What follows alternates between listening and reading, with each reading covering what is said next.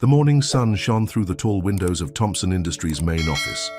Ethan Thompson stood looking at the city below, his Italian suit perfectly pressed, his dark hair neatly combed.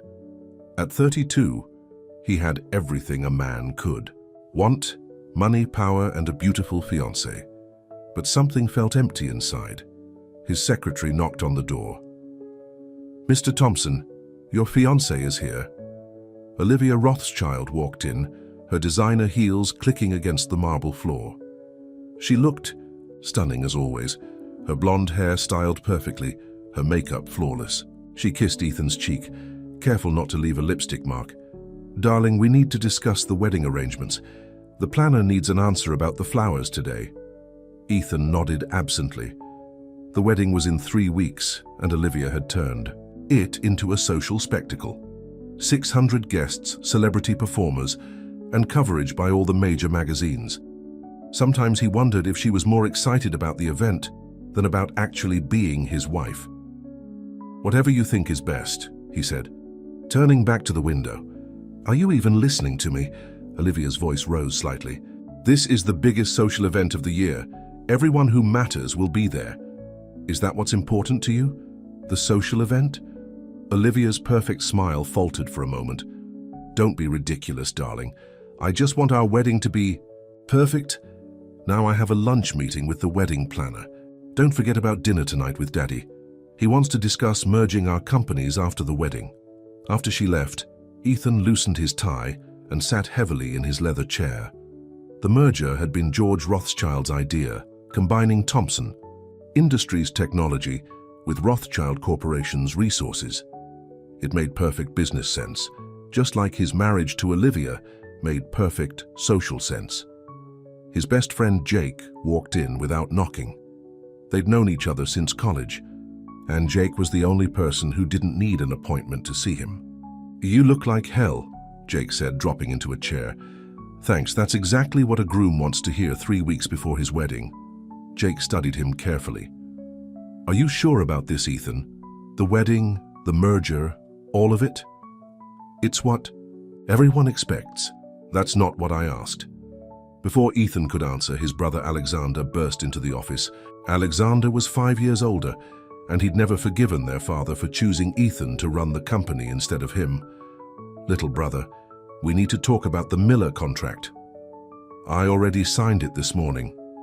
Alexander's face reddened. "Without consulting me, I'm still a partner in this company." "A minor partner. Dad made it clear who's in charge." "Dad's not here anymore," Alexander snapped, "and things can change. Remember that." After Alexander stormed out, Jake shook his head. "Your brother's up to something. He's been having secret meetings with Michael Davis." "Davis? Our biggest competitor? Be careful, Ethan. A lot of people stand to gain if something happens to you before the wedding."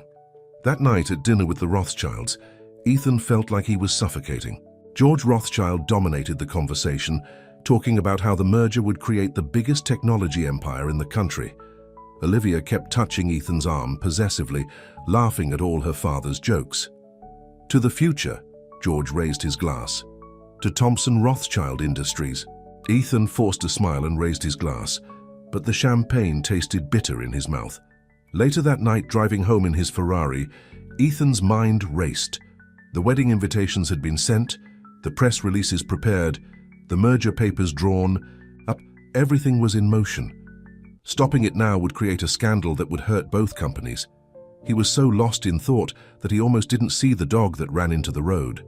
He swerved sharply, but at that speed, on that curved road, there was no chance. The Ferrari spun out of control.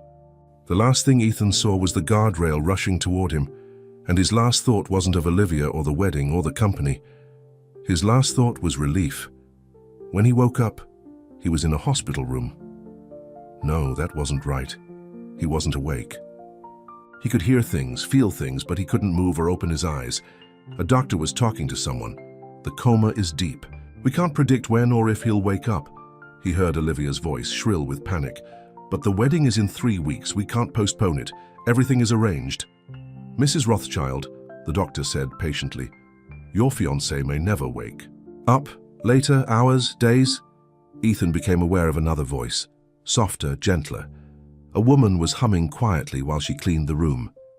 "Good evening, Mr. Thompson. I'm Sarah, one of the cleaning staff. I know you probably can't hear me, but nobody should be alone all the time." In the darkness of his coma, Ethan felt a warmth he hadn't felt in years, and somehow he knew his life would never be the same. Sarah Miller pushed her cleaning cart through the quiet hospital corridors. It was late and most visitors had gone home. She liked these peaceful hours best, when she could take her time with each room and talk to the patients, even if they couldn't respond. When she reached room 507, she paused. The famous Ethan Thompson had been here for 2 weeks now. During the day, the room was filled with important people in expensive clothes, but at night, it was just another quiet room with a lonely patient. "Good evening, Mr. Thompson," she said, entering the room. "The flowers your fiancé brought are wilting. I'll throw them out and clean the vase." As she worked, she told him about her day, her voice soft and gentle. "You know, my son Tommy had his school play today. He was a tree, didn't have any lines, but he was the best tree I've ever seen. He's only 7, but he's so brave doing it all alone up there." In his darkness, Ethan listened. He'd learned to tell time by the voices around him. Olivia came, every afternoon at 3, always when the photographers were there. His brother Alexander visited in the mornings, usually with lawyers. But Sarah came at night, and her voice was the only one that didn't want anything from him. "Your brother was here again today," Sarah said, wiping down the bedside table. "He was arguing with someone on the phone about selling some company shares. I probably shouldn't be telling you this, but it didn't sound right." She was right. In the boardroom of Thompson Industries, Alexander was making his move. He'd called an emergency board meeting, presenting an old power of attorney Ethan had signed years ago. "My brother's condition is unfortunately indefinite," Alexander told the board members. "The company needs active leadership. As his only living relative and with this power of attorney, I am prepared to step in." Jake, who sat on the board as head of development, stood up. "That power of attorney was for a 2-week period when Ethan was in Japan 3 years ago. It's not valid anymore." "Our lawyers disagree," Alexander smiled. "And as temporary CEO, my first action will be to pause all merger negotiations with Rothschild Corporation." The news hit the business world like a bomb. George Rothschild was furious, calling emergency meetings with his lawyers.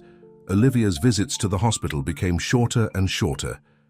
"Darling," she said one afternoon, checking her makeup in her compact mirror, "you have to understand how difficult this is for me.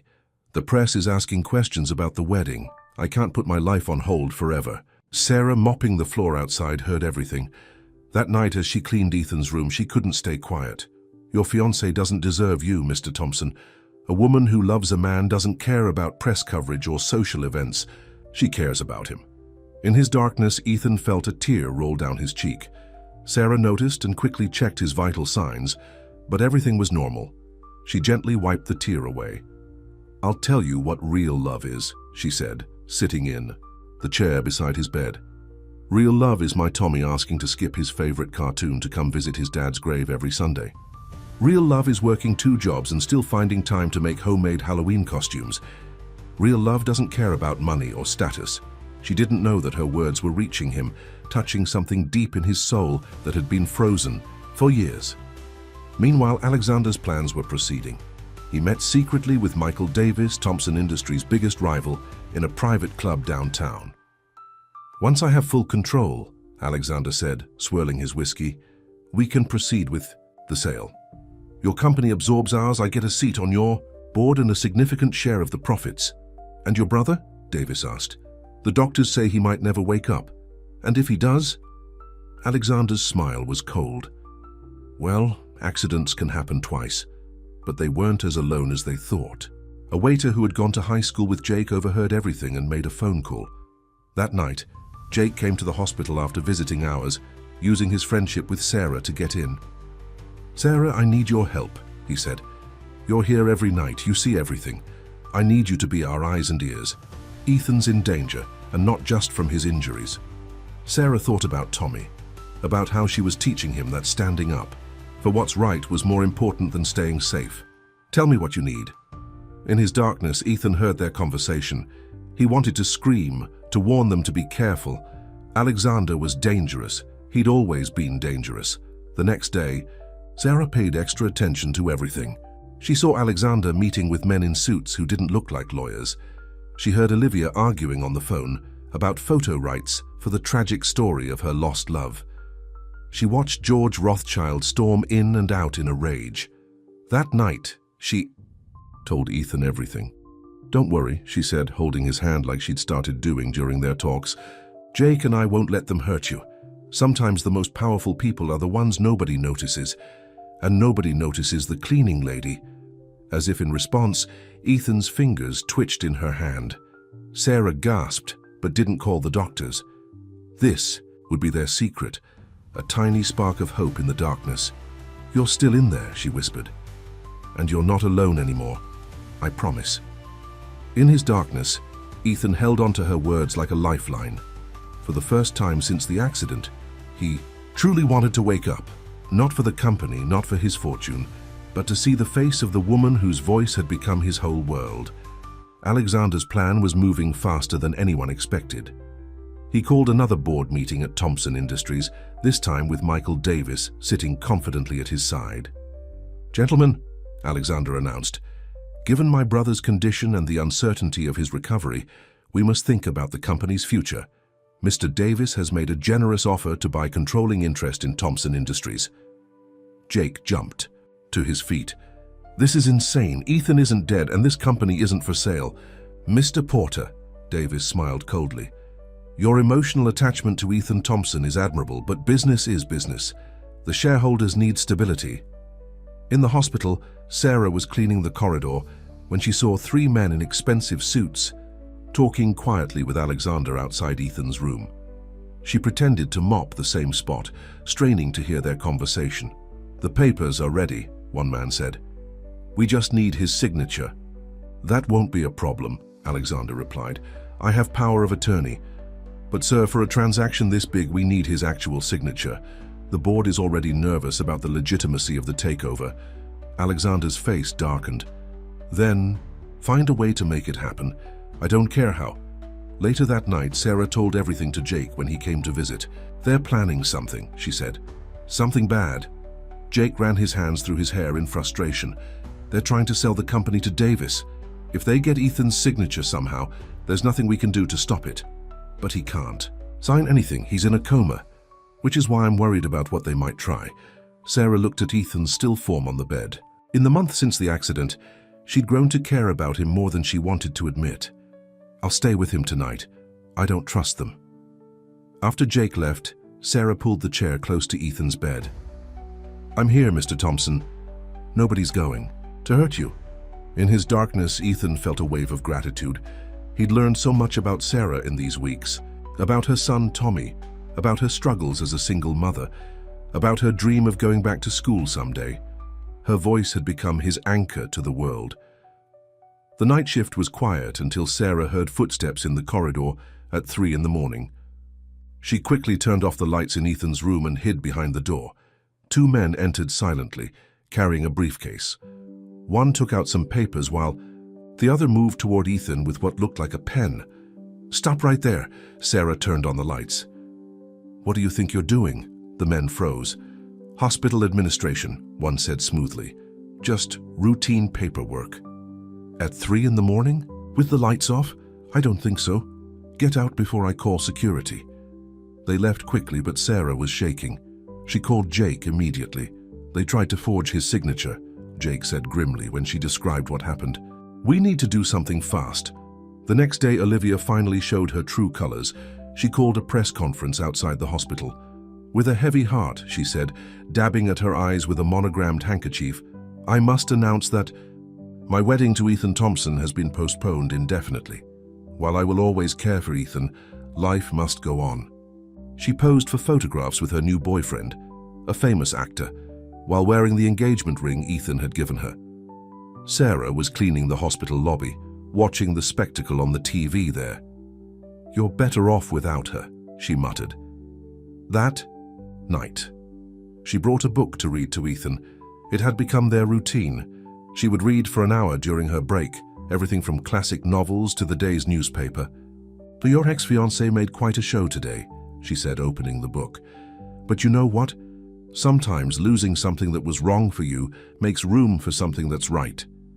She started reading, her voice soft and warm in the quiet room. It was a love story, simple but true, about two people who found each other against all odds. In his darkness, Ethan hung on every word. He'd started to live for these moments, for the sound of Sarah's voice, for her gentle touch when she held his hand. He wanted to wake up, to see her face, to thank her for being the only real thing in his world of shadows. But Alexander wasn't done yet. He met with Davis again, this time in a private room at the city's most exclusive restaurant. The signature. "Problem will be handled," Alexander promised. "But we need to move fast. That Porter woman and my brother's friend are becoming a nuisance." "Handle it," Davis said. "Whatever it takes. I want Thompson Industries and I want it soon." What they didn't know was that Sarah's friend Maria was a waitress there. She heard everything and immediately called Sarah. "They're planning something big," Sarah told Jake that night. "And I'm scared. Your name came up." Jake nodded grimly. "I've been digging into Davis's company. There are some very suspicious transactions, money disappearing into offshore accounts. If I can prove Alexander is involved—" "Be careful," Sarah said. "These people are dangerous." In his bed, Ethan felt panic rising. He couldn't let them hurt Jake or Sarah. He had to wake up. He had to stop this. That night, Sarah noticed his heart rate was higher than usual. "It's okay," she soothed, taking his hand. "We're not giving up. You're not alone in this fight." She started reading again, her voice steady and calming. But this time, something was different. This time, when she held his hand, his fingers closed around hers. Sarah gasped. "Ethan, can you hear me?" In his darkness, Ethan fought harder than ever to break free. Sarah's voice called to him like a light in the distance, and he was determined to reach it. Sarah couldn't believe it. Ethan's hand was definitely squeezing hers. After nearly 2 months in a coma, he was responding. She pressed the call button, and Dr. Reynolds rushed in. "His vital signs are getting stronger," the doctor said after examining him. "This could be a good sign, but don't get your hopes up too high. Recovery from coma is usually a gradual process." But Sarah had hope now. That night she stayed late after her shift ended, talking to him more than ever. "Tommy asked about you today," she said, still holding his hand. "He saw your picture in the newspaper and wanted to know if you were the sleeping prince I take care of. He says in fairy tales, the prince always wakes up." In his darkness, Ethan fought harder. He could feel Sarah's warm hand in his, could hear the smile in her voice when she talked about her son. He wanted to meet Tommy, to thank them both for giving him something to fight for. Meanwhile, Alexander was getting desperate. The board was asking too many questions about the Davis deal. He needed to move fast. "The nurses are saying he's showing signs of waking up," Alexander told Davis over the phone. "We need to act now." "Then do it," Davis snapped. "I don't care how. Just get me that company." That night, Sarah noticed a new nurse she'd never seen before. The woman was checking Ethan's IV bags, but something felt wrong. "Excuse me," Sarah said. "I know all the night nurses on this floor. Who are you?" The woman turned quickly, dropping a syringe. She ran out before Sarah could stop her. Sarah called security immediately, then called Jake. "They tried something," she said, her voice shaking. "They tried to hurt him." Jake arrived at the hospital within minutes. The security cameras had caught the fake nurse, but she was wearing a surgical mask. Still, Jake recognized her. "She works for Davis," he said grimly. "I've seen her at his office. They're getting desperate." The next morning, Sarah was about to end her shift when she heard shouting from Ethan's room. Alexander was there with 2 men she didn't recognize. "Get the transfer papers ready," Alexander was saying. "We're moving him to a private facility." "No," Sarah burst in. "You can't move him. He's showing signs of improvement." Alexander turned to her with cold eyes. "You're just a cleaning woman. This is none of your business." "It became my business when your hired nurse tried to hurt him last night." Alexander's face went pale. "I don't know what you're talking about, but if you value your job, you'll forget whatever you think you saw." "Are you threatening me?" Sarah stood her ground. "Because I don't scare easily, Mr. Thompson. Not when someone's life is at stake." After they left, Sarah called Jake again. He arrived with good news. I found proof, he said. Documents showing Alexander and Davis have been planning this takeover for months. He paused, looking sick. They even discussed arranging Ethan's accident. Sarah gasped. You mean the dog that ran into the road? It was planned. They wanted him out of the way, but not dead. Just incapacitated enough for Alexander to take control. We have to go to the police. Already did. They're building a case, but we need to keep Ethan safe until then. That night, Sarah couldn't stop thinking about how close they'd come to losing him. She sat by his bed, holding his hand tight. I know we come from different worlds, she said softly. You're a billionaire and I'm just a cleaning lady.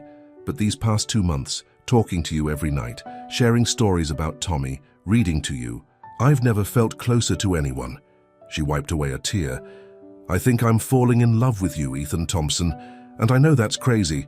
I know when you wake up, you'll probably go back to your world of wealthy people and society parties.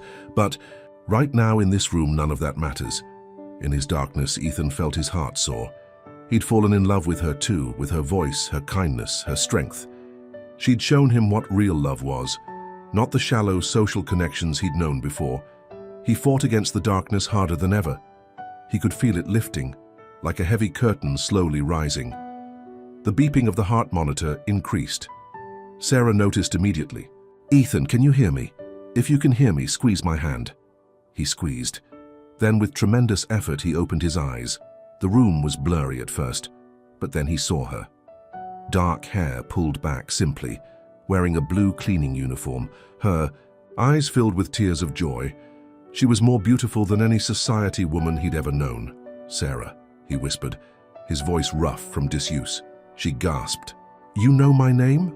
I heard everything, he said. Every word, every story. You saved me. Before she could respond, alarms started going off. Dr. Reynolds and nurses rushed in, amazed to see their patient awake and alert. It's a miracle, the doctor said, checking Ethan's vital signs. But Ethan didn't take his eyes off Sarah. Stay, he whispered. Please. She nodded, tears streaming down her face. I'm not going anywhere. Outside the room, a nurse was already calling Alexander with the news. But for this moment in this room, none of that mattered. Two hearts that had found each other in the darkness were finally meeting in the light. The news of Ethan's awakening spread like wildfire through New York's high society. Within hours, the hospital was swarming with reporters, all trying to get the first interview with the billionaire who'd miraculously recovered. Alexander arrived first, bursting into the room with a fake smile plastered on his face. Little brother, thank God you're awake. But Ethan's voice was cold. Get out. What? But Ethan, I've been taking care of everything while you were trying to steal my company? Ethan's voice was weak but steady. While you were making deals with Davis, while you were sending people to hurt me. Alexander's face went white. I don't know what that cleaning woman has been telling you, but her name is Sarah, Ethan said. And I heard everything, every plot, every scheme, every betrayal. I was in a coma, Alexander, not deaf. Before Alexander could respond, 2 police detectives walked in. Jake was with them. Alexander Thompson, one detective said, we need you to come with us. We have some questions about your involvement in your brother's accident. Alexander looked around wildly, like a trapped animal. This is ridiculous. I'm his brother. Everything I did was for the good of the company, including hiring someone to run a dog onto the road, Jake asked. Including trying to forge his signature, including sending a fake nurse to tamper with his medication. The police led Alexander away in handcuffs, his shouts echoing down the hospital corridor. Olivia showed up next, cameras following her as always. She'd rushed back from her vacation with her actor boyfriend as soon as she'd heard the news. Darling, she cried, rushing to Ethan's bed. I knew you'd come back to me. Ethan looked at her expensive dress, her perfect makeup, her practiced tears. How had he ever thought this was love? The engagement is off, Olivia, he said quietly. I think you already knew that when you posed for pictures with your new boyfriend while wearing my ring. But darling, you have to understand how hard it was for me. The press, the social obligation. Get out, Ethan said again, and give the ring back. It belonged to my mother, and she believed in real love. After she left, Sarah came in with his lunch tray. She'd insisted on continuing her regular duties, even though Ethan had been awake for 3 days now. "You didn't have to do that," he smiled. "I could have had the nurses bring it." "I like taking care of you," she said simply, "even if you don't need me anymore." "Sarah," he caught her hand, "I need you more than ever. These past few days, everyone who's visited has wanted something. Interviews, business deals, social connections. You're the only one who just wants me to get better," she blushed. "I should go. Tommy's waiting at the after-school program. Bring him to visit," Ethan said. "I want to meet the boy who thought I was a sleeping prince." That evening, Sarah brought Tommy to the hospital. The 7-year-old was shy at first, hiding behind his mother's legs. "Hey, Tommy," Ethan said softly. "Your mom told me you like superhero stories. Want to hear one?" Tommy nodded, moving closer. "Is it about Iron Man?" "No, it's about a real hero. Your mom. Did you know she saved my life?" Tommy's eyes went wide. "Really? Really? She watched over me when bad people wanted to hurt me. She read to me when I was lost in the dark. She gave me a reason to wake up." Sarah wiped away tears as she watched her son climb onto Ethan's bed, listening in awe as Ethan told their story like a fairy tale. Later, after Tommy had fallen asleep in the chair, Ethan took Sarah's hand. "I meant every word," he said. "You did save me. Not just my life, but my soul. I was living in a world of fake smiles and empty promises. You showed me what real love looks like." "Ethan, we're from different worlds. I'm just a cleaning lady." "With a kid?" "No," he interrupted. "You're a strong, beautiful woman who works hard to give her son a good life. You're more real than anyone I've ever known. And if you'll let me, I want to be part of that life." "People will talk," she warned. "The billionaire and the cleaning lady. Let them talk. I've spent my whole life caring about what people think. Look where that got me. Engaged to a woman who cared more about photo ops than love, trusting a brother who tried to kill me. I'm done with that world. What are you saying?" "I'm saying, I love you, Sarah Miller. I fell in love with your voice in the darkness, with your stories, with your kindness. And now that I can see you, I'm falling even more in love with your smile, with the way you blush when I compliment you, with how gentle you are with Tommy." Sarah's eyes filled with tears. "I love you too, but are you sure? This is a big change." "The biggest change happened when I was in that coma. I learned what matters. Not money, not social status, not business empires. What matters is having someone who stays with you in the dark times, who loves you for who you are, not what you can give them." He pulled her closer, their faces inches apart. "Stay with me, Sarah. You and Tommy. Let me show you that fairy tales can come true." Their first kiss was soft and sweet, full of promise. In the chair, Tommy stirred and smiled in his sleep, dreaming of princes and heroes and happy endings that were just beginnings in disguise. The day Ethan was released from the hospital, the press was waiting outside in full force. Camera flashes went off like lightning as he walked out, Sarah holding his arm to steady him. "Mr. Thompson, is it true your brother tried to kill you?" "Mr. Thompson, what about your engagement to Olivia Rothschild?" "Mr. Thompson, who is this woman with you?" Ethan stopped and faced the cameras. "This is Sarah Miller. She saved my life, and she's the woman I love. That's all you need to know." The headlines the next day were explosive. "Billionaire in love with cleaning lady. Thompson Industries heir finds true love in hospital." Cinderella story, from mopping floors to penthouse life. But Sarah wasn't interested in penthouses. When Ethan suggested she and Tommy move into his mansion, she shook her head. "I want Tommy to stay grounded," she said. "And I need to keep working. I'm not ashamed of being a cleaning lady, Ethan." "Then let me move in with you," he said. "Your apartment is more of a home than my mansion ever was." Sarah's tiny 2-bedroom apartment was a far cry from what Ethan was used to, but he loved every inch of it. He loved the crayon drawings Tommy had taped to the fridge, the worn but comfortable couch, the small balcony where Sarah grew herbs in recycled coffee cans. The first morning he woke up there, he found Sarah in the kitchen making pancakes with Tommy. "They're shaped like superheroes," Tommy announced proudly. "Mom makes the best pancakes in the world." "I believe it," Ethan smiled, helping Tommy set the table. But not everyone was happy about their relationship. George Rothschild was furious about losing both the merger and his daughter's advantageous marriage. "You're making a fool of yourself," he told Ethan during a tense meeting at Thompson Industries. "A cleaning lady? What's next, giving your fortune to charity?" "Actually," Ethan said, "that's exactly what I'm planning. Not all of it, but a significant portion. I'm starting a foundation to help single parents get education and job training." George stormed out, already plotting his revenge. He met with his lawyers that afternoon. "Find something on her," he ordered. "Everyone has secrets. I want this romance destroyed before it destroys the social order." Meanwhile, Michael Davis was facing his own problems. With Alexander's arrest and the failed takeover exposed, his company's stock was plummeting. He needed a way to save himself, and he thought he had found it. Sarah was cleaning the hospital corridors when Davis approached her. "Mrs. Miller," he said smoothly, "may I have a moment of your time?" Sarah's heart raced, but she kept her voice steady. "What do you want?" "To make you rich." He pulled out a checkbook. "Name your price to leave Ethan Thompson. Break his heart, make him vulnerable. My offer starts at $5 million. Sarah looked at the checkbook, then at Davis's smug face. "Mr. Davis, do you know what I've learned from being a cleaning lady?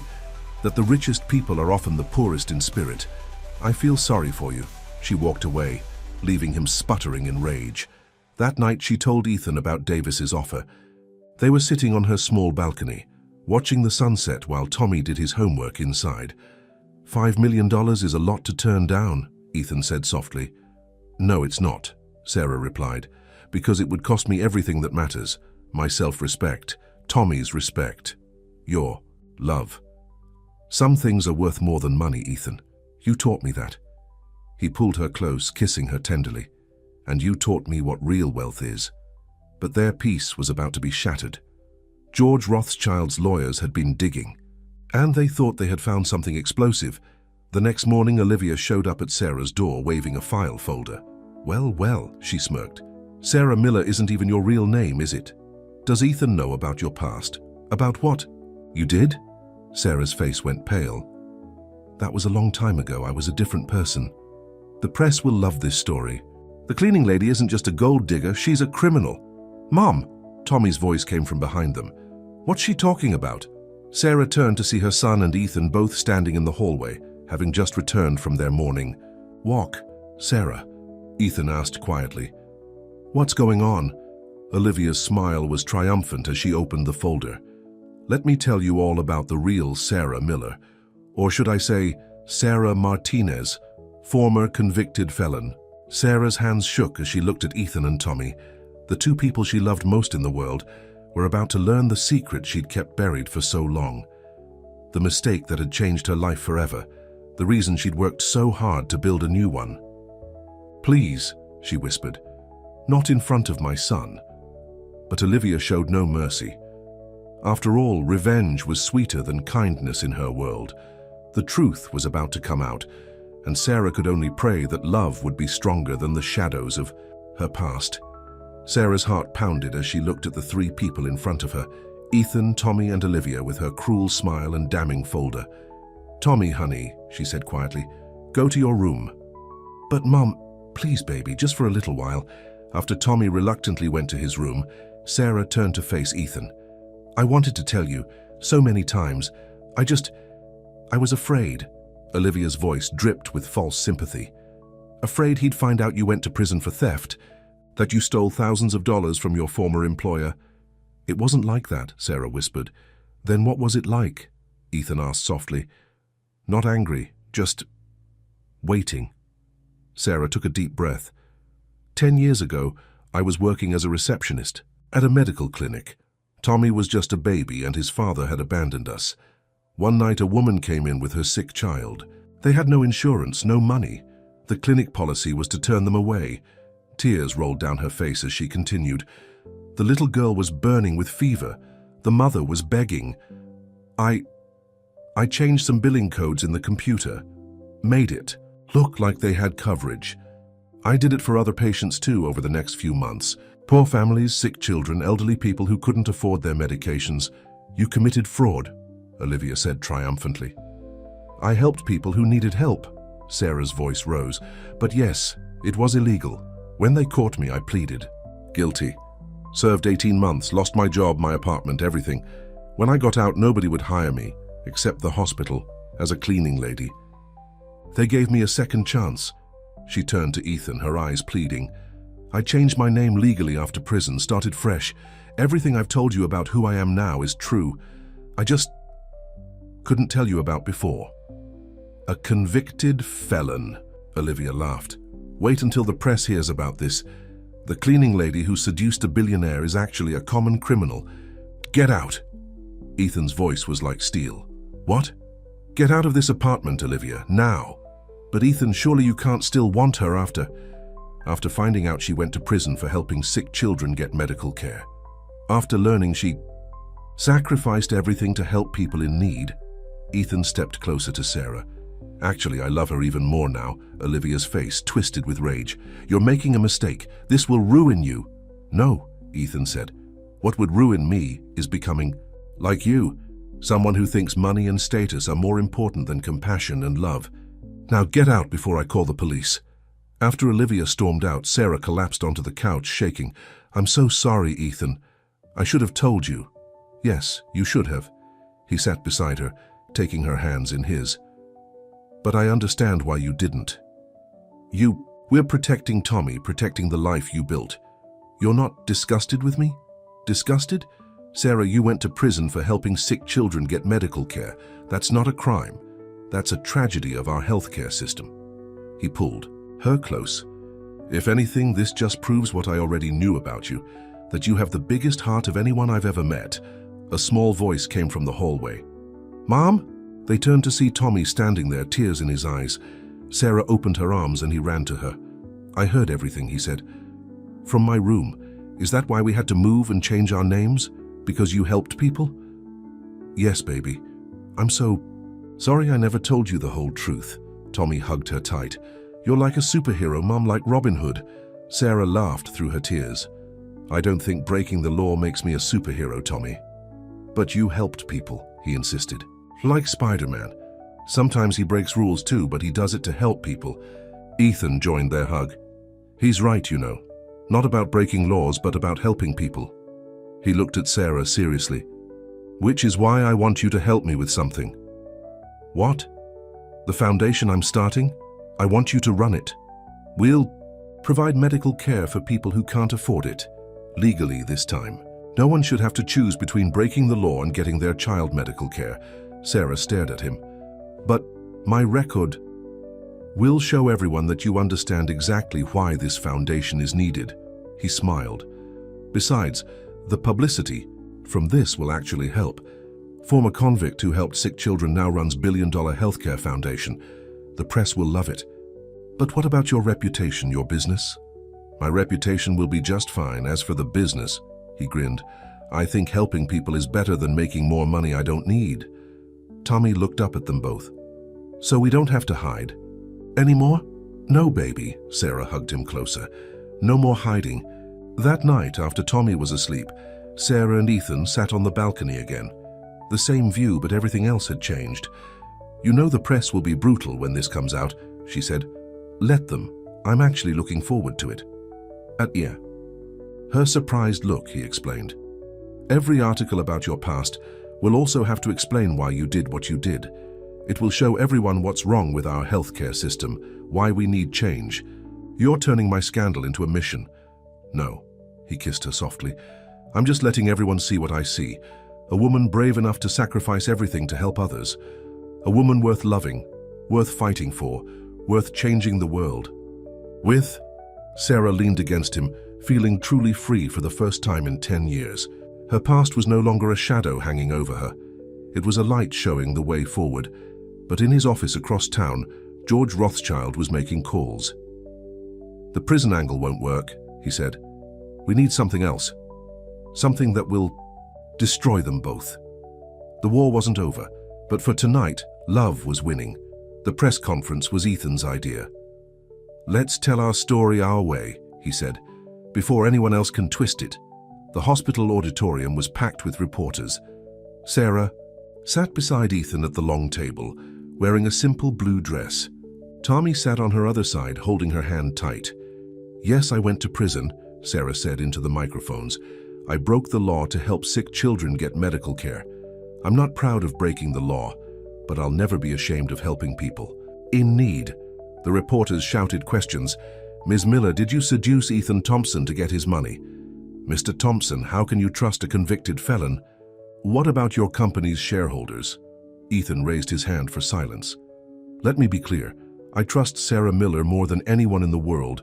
She saved my life, not just by stopping my brother's murder attempt, but by showing me what really matters. That's why I'm announcing today that Thompson Industries will be dedicating $5 billion to create the New Hope Foundation, providing medical care to those who can't afford it." The room exploded with questions. In the back, George Rothschild watched with cold eyes, his phone recording everything. Later that night, he met with a man in an expensive suit at a private club. "I want everything," Rothschild said. "Every detail of her life, something we can use." The private investigator nodded. "I'll start with the prison records. Everyone has secrets, Mr. Rothschild. We'll find hers." At Sarah's apartment, they were celebrating Tommy's 8th birthday. The living room was decorated with superhero balloons, and Tommy was showing Ethan how to play his new video game. "You have to press jump twice to do a flip," Tommy explained patiently. Sarah watched them from the kitchen, her heart full. The press conference had been 3 days ago, and while some headlines were nasty, most people seemed touched by their story. The doorbell rang. It was Jake carrying a huge wrapped present. "Uncle Jake!" Tommy ran to hug him. Since Ethan's recovery, Jake had become like family, teaching Tommy baseball and helping him with science homework. "Hey, buddy, ready for your present?" The box contained a professional telescope. Tommy's eyes went wide. "Just like the one at the Science Museum." "So we can look at the stars together," Jake smiled. "Your mom told me you want to be an astronaut." While Tommy and Jake set up the telescope on the balcony, Ethan pulled Sarah close. "Move in with me," he whispered. "Ethan, we talked about this. Not to the mansion, I'm selling it. I found a house in a nice neighborhood. Good schools, a big backyard, room for Tommy's telescope. It's nice but normal. Perfect for us." Sarah hesitated. "Are you sure? Your whole life has changed because of me." "For the better." He kissed her softly. "I was just existing before. Now I'm living." Their moment was interrupted by Tommy's excited shout. "Mom! Ethan! I can see Jupiter!" They joined him on the balcony, taking turns looking through the telescope. A perfect family moment, but across town the private investigator was making a discovery. "Mr. Rothschild, I found something. About Tommy's father, George Rothschild." Smiled. "Tell me everything." The next morning, Sarah was at work cleaning the hospital corridors when a man approached her. "Sarah Martinez?" he asked quietly. She froze. No one had called her that in years. "Remember me? I was your prison counselor." Sarah relaxed slightly. "Mr. Harris? Yes, I remember. I saw you on TV. I'm proud of you, Sarah. You've built a good life." "Thank you." She started to walk away, but his next words stopped her cold. "He's looking for you, Tommy's father. He saw the press conference too." Sarah's world spun. "What?" "He's clean now. Has been for 5 years. He wants to see his son." "No."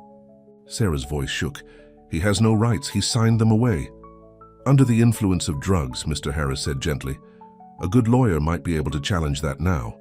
Sarah ran to the bathroom and threw up.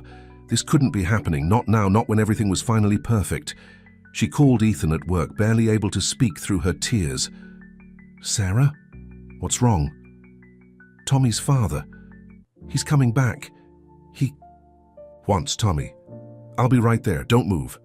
But as she waited, Sarah's phone buzzed with a text from an unknown number. "Remember me, baby? Miss your old man? Our boys all over the TV? Time for a family reunion. Unless maybe we can work something out. A rich boyfriend like yours must be generous." Sarah slid down the bathroom wall, her legs giving out. She'd thought prison was her biggest secret, but she'd been wrong. The real secret, the one that could destroy everything, was Tommy's father. and now he was back. In his office, George Rothschild listened to his private investigator's report with growing satisfaction. So the boy's father is an ex-con and former drug addict who's now clean and wanting custody and willing to make trouble unless he's paid off. He smiled. Perfect. This will destroy them all. The investigation had cost him a fortune, but it would be worth it, because sometimes revenge was better than money, and revenge was coming. Ethan found Sarah still sitting on the bathroom floor, shaking. He helped her up and took her to his office, where she finally told him everything. His name is Ray Martinez. We met when I was 19, working as a waitress. He was charming, funny, and a drug addict. I didn't know at first. By the time I found out, I was already pregnant. She wiped her tears. He promised to get clean when Tommy was born. He tried, failed, tried again. When Tommy was 6 months old, Ray disappeared with my savings and my car. The next time I saw him, he was being arrested for armed robbery. He signed away his parental rights in exchange for me not testifying against him. Ethan held her close. He can't just come back now and demand custody. You don't know Ray. He's dangerous when he doesn't get what he wants, and now she showed Ethan the text message. He wants money. Let him try something. Ethan's voice was hard. I'll destroy him. You don't understand. Ray knows things. About Tommy's first year, about what I did to survive. She started crying again. If he tells Tommy, then we'll handle it together. Ethan made her look at him. Sarah, nothing he can say will change how I feel about you, or how Tommy feels about you. You're the most amazing mother I've ever known. But Sarah couldn't shake her fear. That night she couldn't sleep. She kept checking Tommy's room, making sure he was safe. The next morning, a large envelope arrived at Thompson Industries. Inside were photos, old ones from Sarah's past. Her and Ray together, her working in a strip club, her looking strung out and desperate. A note was attached. $5 million, or these go to the press. Wonder what your shareholders will think. Wonder what your precious Tommy will think. Meet me at midnight. Come alone. Ethan's first instinct was to call the police, but Sarah begged him not to. The photos will get out, she cried. Tommy will. See them. He'll know. Know what? That his mother did whatever she had to do to survive, to take care of him. Sarah, you were 19, alone with a baby. Anyone would have struggled. I was a stripper, Ethan. I let men... She couldn't continue. You did what you had to do to feed your son, to keep a roof over his head. That's not shame, Sarah. That's strength. But Sarah was already spiraling. Maybe Ray's right. Maybe Tommy would be better off... Stop. Ethan's voice was firm. Tommy needs his mother. You. The woman who reads him bedtime stories and helps with his homework and makes superhero pancakes. The woman who went to prison helping sick children. The woman I love. Sarah looked at him through her tears. How can you still want me, after knowing everything? Because everything I learn about you just makes me love you more. Your past doesn't shame me, Sarah. It makes me proud to know you. Proud to see how far you've come, how strong you are. He pulled out his phone. Now we're going to handle this, but we're doing it my way. At midnight, Ray Martinez waited in the abandoned warehouse, smirking. He'd seen the press coverage of his ex and her billionaire. $5 million would be nothing to them. But when the door opened, it wasn't Sarah who walked in. It was Ethan, Jake, and 2 police detectives. Mr. Martinez, one detective said, "You're under arrest for attempted extortion." Ray laughed. "You got nothing on me. Sarah won't testify. She knows what I'll tell everyone about her past." Actually, Ethan stepped forward. Sarah's already told everyone. At a press conference tomorrow, she's going to tell the whole story.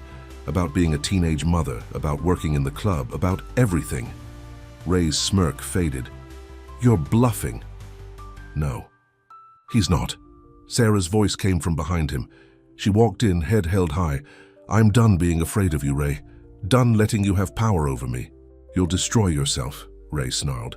"Your precious new life will be over." "No," Sarah said quietly. "My new life is just beginning. Because now I know what real love is. It's not hiding who you are. It's not being ashamed of what you did to survive. It's being honest, being brave, being true to yourself and the people who love you." As the police led Ray away, he shouted, What about Tommy? You think he can handle knowing his mother was a whore? Tommy knows who his mother is, Ethan said coldly. A hero, a survivor, a woman who would do anything to protect her child. That's the only truth that matters. Later that night, Sarah sat Tommy down. With Ethan holding her hand, she told her son everything. About his father, about her past, about the hard times before the hospital gave her a chance. Tommy listened quietly, then hugged her tight. You did all that for me? Everything I did was for you, baby. Good and bad. You were all I had. Not anymore, Tommy said, reaching for Ethan's hand too. Now we have a family, a real one. Sarah looked at her son and the man she loved, and finally felt the last of her shame melt away. Tomorrow, she would face the press. She would tell her story, all of it, and she would hold her head high because Tommy was right. They were a family, a real one, built not on secrets and lies, but on truth and love and acceptance. In his jail cell, Ray Martinez seethed with rage, but his power over Sarah was gone, and in his office, George Rothschild crumpled the morning newspaper in fury. The headline read, "Thompson Industries CEO stands by love. Her past makes her stronger." His revenge had failed. Love had won, but the biggest test was still to come. Because sometimes the hardest person to forgive isn't others. It's yourself. The South. New Hope Foundation's opening ceremony was held on a bright spring morning. A year had passed since Sarah's story had shocked New York society, and everything had changed. Sarah stood at the podium, looking out at the crowd. She wore a simple blue dress, her hair pulled back naturally. In the front row, Tommy beamed with pride, sitting between Ethan and Jake. "A year ago, I stood before cameras and told the world my darkest secrets," Sarah began. "About going to prison for helping sick children, about being a teenage mother who danced in clubs to feed her baby, about surviving abuse and poverty and shame." She paused, her voice strong and clear. "Today I stand before you not as someone who survived those things, but as someone who was shaped by them. Every struggle taught me compassion. Every hardship taught me strength. Every moment of shame taught me the importance of dignity." In the audience, many people were crying. They'd followed Sarah's story over the past year, how she'd turned scandal into purpose, shame into power. The New Hope Foundation isn't just about providing medical care to those who can't afford it. It's about giving people dignity, hope, a chance to build a better life without having to break the law or compromise their values. She smiled at Ethan. "None of this would be possible without one man who looked past my history and saw my heart, who taught me that love isn't about where you come from, but where you're going together." The foundation's first year had already helped thousands of families. The same press that had once tried to destroy Sarah now called her the Angel of Hope. Even George Rothschild had been forced to publicly support the foundation after his own shareholders demanded it. After the ceremony, there was another celebration, a smaller, more personal one. In the garden of their new home, surrounded by only their closest friends, Sarah and Ethan got married. Tommy, wearing a little suit and carrying the rings, couldn't stop smiling. Jake, standing as best man, wiped away tears as the couple exchanged vows. "Sarah," Ethan said, his voice full of emotion, "you saved me in every way a person can be saved. You showed me what real love looks like, what real strength is, what really matters in life." Sarah's eyes shone with tears as she responded, "Ethan, you gave me something I never thought I'd have again. Hope. You taught me that my past doesn't define me. That love can heal any wound. That family isn't about blood, but about hearts that choose each other." Tommy stepped forward with the rings, but then surprised everyone by speaking too. "Mom, Ethan," he said, "I wrote something too. Because today isn't just about you getting married. It's about us becoming a real family." He pulled out a crumpled paper from his pocket. "Mom, you're my superhero, you always were, even before I knew everything you did for me. And Ethan, you're not just marrying my mom, you're choosing me too, so I want to make promises too." There wasn't a dry eye in the garden as Tommy read his own vows, promising to be a good son to both of them, to always tell the truth, and to help other kids who needed hope. After the ceremony, as their friends celebrated around them, Sarah And Ethan danced slowly in the garden. "Happy?" Ethan asked. "More than I ever dreamed possible."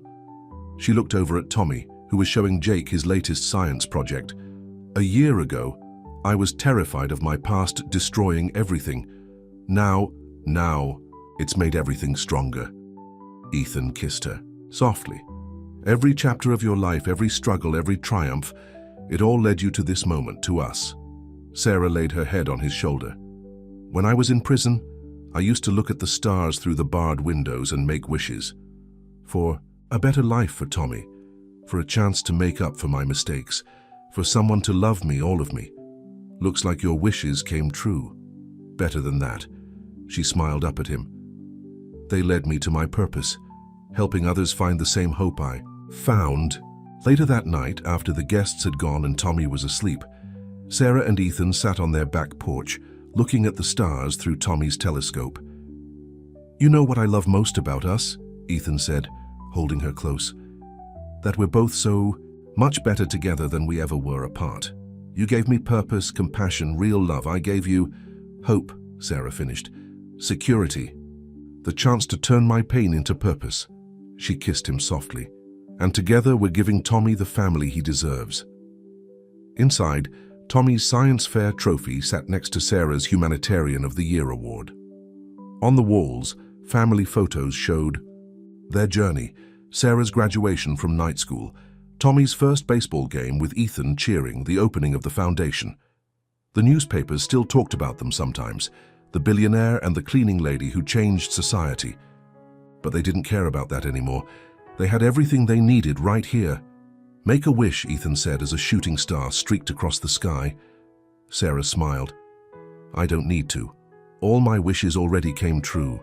She thought about the little girl she'd first gone to prison for helping, the one with the fever whose mother couldn't afford care. That girl was in college now, studying to be a doctor. The foundation was paying for her education. She thought about the women in prison she was now helping through the foundation's Second Chance program, giving them the same opportunity the hospital had once given her. She thought about Tommy, growing up strong and compassionate, understanding that life's hardest moments can lead to its greatest purpose. And she thought about love, real love, the kind that sees past surfaces to souls, that turns wounds into wisdom, that builds bridges across the widest divides. "You know what, though?" she said, looking up at the stars. "Sometimes reality is better than wishes. Sometimes life gives you exactly what you need, even if it comes in unexpected packages." Ethan kissed her tenderly. Like a cleaning lady with a heart of gold, like a billionaire with a soul. Inside their warm home, their past mistakes and triumphs hung framed on the walls, news stories, prison release papers, hospital badges, foundation awards. Not hidden anymore, but displayed proudly, because every chapter of their story had led them here, to this love, this family, this purpose. And in the end, that's what real love does. It doesn't erase your past. It redeems it. It doesn't hide your scars. It turns them into strength. It doesn't change who you are. It reveals who you were always meant to be. As the stars twinkled above them, Sarah and Ethan held each other close, grateful for every step of their journey. Because sometimes the longest road leads exactly where you need to go. Sometimes the deepest pain leads to the greatest purpose. And sometimes, just sometimes, fairy tales do come true. Not the kind with perfect princesses and flawless heroes, but the real kind, where imperfect people find perfect love, where past mistakes lead to future purpose, and where hope is the greatest magic of all, the end.